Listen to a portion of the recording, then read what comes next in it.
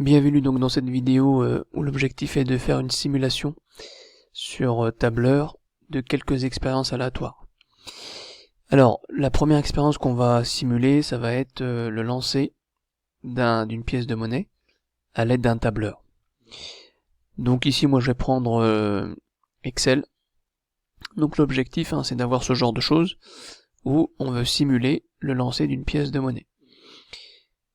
Bien, donc là vous avez un tableur Excel dans lequel j'ai préparé un certain nombre de choses, un certain nombre de tableaux. Donc dans le premier tableau, on va faire apparaître les résultats de notre expérience aléatoire, notre simulation, et ici on va avoir un récapitulatif des résultats. Alors ici on aura le nombre de piles, le nombre de faces, donc ça s'appelle les effectifs, et juste en dessous on va calculer des fréquences. Alors qu'est-ce que c'est qu'une fréquence?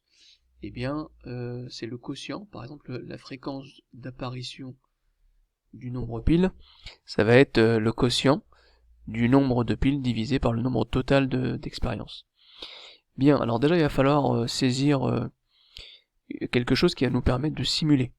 Donc rappelez-vous, dans la calculatrice, quand on utilise une calculatrice, en fait, on a une fonction qui permet de générer des nombres aléatoires. Et bien dans un tableur c'est pareil, on a des fonctions qui permettent de générer des nombres aléatoires. Alors on va se mettre ici par exemple sur la cellule A2, donc ça sera le premier lancé. Donc on commence par taper égal pour pouvoir saisir les fonctions. Et là on va taper aléa. Quand on tape aléa, déjà vous voyez qu'on a deux choses qui nous sont proposées. Donc aléa, on nous dit que ça renvoie un nombre aléatoire de distribution, etc. Donc entre 0 et 1. Moi ce qui m'intéresse, c'est plutôt le deuxième, qui consiste à envoyer un nombre aléatoire entre deux bornes. Donc nous on veut un nombre aléatoire. Alors si on veut si on veut simuler une pièce de monnaie, on a deux types de nombres. Donc on va dire soit 1, soit 2. D'ailleurs les deux nombres, regardez, ils sont séparés par un point, virgule. Donc quand on tape ça, voilà, là on simule un nombre aléatoire entre 1 et 2, un nombre entier aléatoire. Alors, pour voir un petit peu les résultats que ça donne, en saisissant encore à nouveau cette formule, il suffit de cliquer sur la touche F9 du clavier, et ça permet de générer des nombres. Donc regardez, à chaque fois que je clique sur un 9, F9 pardon, donc ça régénère un nombre. Bon alors moi ce que je veux c'est garder en mémoire les résultats au fur et à mesure. Donc lorsque je veux simuler 10 lancers, donc qu'est-ce que je vais faire? Je vais prendre la cellule A2 ici, la petite languette qui est là, et je la tire vers la droite, et là j'ai simulé, j'ai généré 10 nombres aléatoires. Et si j'en veux 100, donc je vais multiplier par 10 le nombre de lignes, et là j'ai fait 100 simulations. Bien.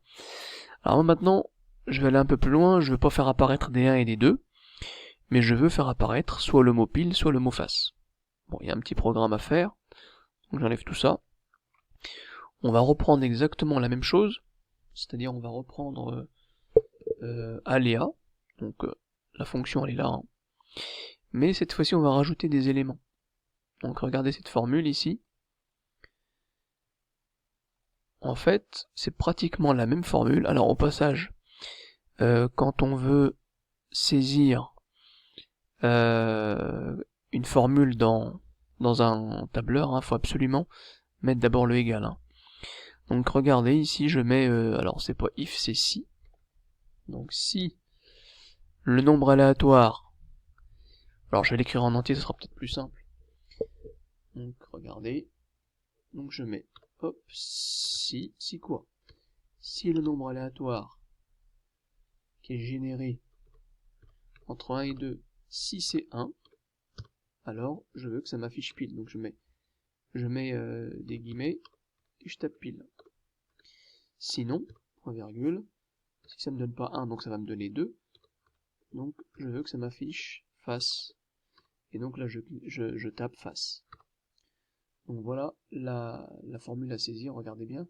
Si le nombre aléatoire entre 1 et 2 est égal à 1, ça m'affiche pile, sinon ça m'affiche face. Je tape entrée, regardez là, ça m'affiche pile. Et en saisissant la touche F9 plusieurs fois, Voilà, ça me donne un certain nombre de fois pile. Bien, pour faire 10 lancers, je tire donc vers la droite, la cellule A2, et là on voit que j'ai obtenu que des piles. Voilà. Et en tirant maintenant vers le bas, ça me permet d'avoir 100 lancers. Donc là vous avez le résumé. Donc là j'ai obtenu 48 piles. D'accord.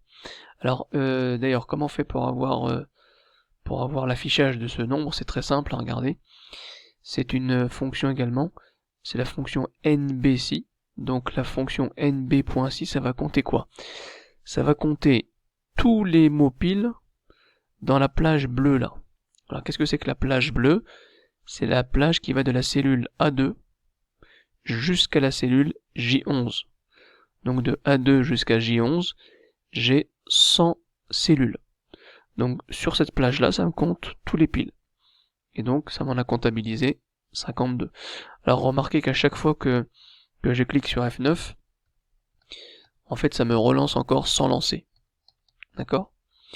Et donc on voit ici que lorsqu'on effectue cette expérience un certain nombre de fois, hein, donc on voit que là par exemple j'ai 47 piles et 53 faces. La somme des deux ça fait bien 100. La fréquence des piles, c'est-à-dire le pourcentage de piles obtenues, ou alors là je l'ai pas mis en pourcentage, mais la fréquence de piles, c'est-à-dire le nombre de piles divisé par le nombre total, ça me fait 0,47. La fréquence des faces, ça me donne 0,53.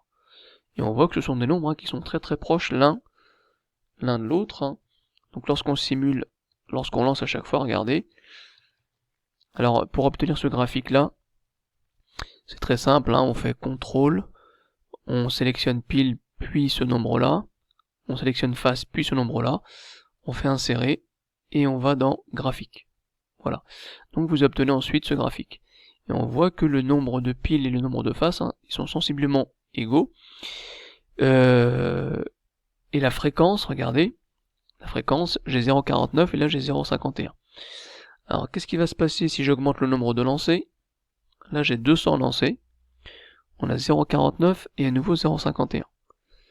1000 lancers, on a 0,512 pour la fréquence de pile et 0,488 pour la fréquence de face. Et enfin 10 000 lancers, on voit que la fréquence de pile et la fréquence de face, qu'est-ce que vous remarquez? Qu'en fait, la fréquence de pile, ça s'approche de plus en plus, donc plus le nombre de lancers est grand, et plus la fréquence se rapproche de 0,5. Alors pourquoi 0,5 en fait?